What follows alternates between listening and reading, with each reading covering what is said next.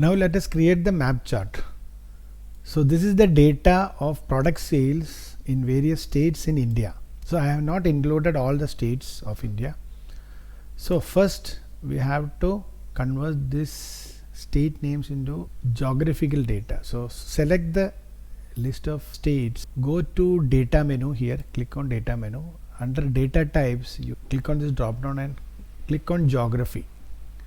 So this will be converted into the map data. So all the states in any of the states in India.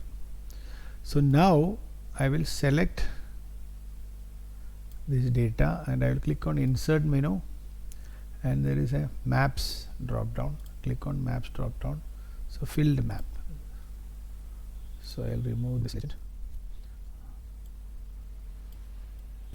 So it's plotted all the product sales data on map of India. So I will right click format data series. So I will say show all map labels. So it is showing wherever possible the state names which I have in this data. Then here data labels will add show. So it is showing the product sales along with state names. Hover the mouse over the states, it will show the values. So this is how we print the map chart. Suppose I am going to add, instead of Arunachal Pradesh, I am going to add Bangladesh, which is another country. So let us see what happens.